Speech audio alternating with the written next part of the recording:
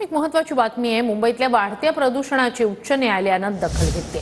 उच्च न्यायालयानं सरकारला डिझेल पेट्रोल वाहनांवर टप्प्याटप्प्यानं बंदी घालण्याचा विचार करत समिती स्थापन करण्याचे आदेश दिलेत। तर या संदर्भात अभ्यास करण्यासाठी 15 दिवसात तज्ञ, महापालिका आणि वाहतूक व्यवस्थापनाशी संबंधित अधिकाऱ्यांचा समावेश असलेली समिती स्थापन करण्याचे आदेशही कोर्टानं दिलेत। वाहनांमुळे शहरातील हवेची गुणवत्ता खराब होत असल्याचं महत्त्वाचं निरीक्षण कोर्टानं नोंदवलंय। तर वाढत्या प्रदूषणाची हायकोर्टानं दखल घेतली। मुंबईतील वाढत्या प्रदूषणाबाबत उच्च न्यायालयानं दखल घेतली। डिझेल पेट्रोलवरच्या वाहनांवर बंदी घालणं शक्य आहे का अशी विचारणा हायकोर्टानं केली आहे। फक्त इलेक्ट्रिक सीएनजीवरील वाहनांना परवानगी देणं शक्य आहे का अशीही विचारणा करण्यात आली आहे। वायू प्रदूषण रोखण्यासाठी हायकोर्टानं सरकारला आदेश दिलेत। अभ्यासासाठी 15 दिवसात समिती स्थापन करण्याचेही आदेश देण्यात आलेत।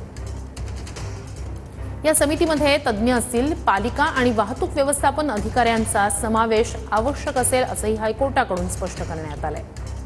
वाहनांमुळे हवेची गुणवत्ता खराब होते असं निरीक्षण कोर्टानं नोंदवलंय।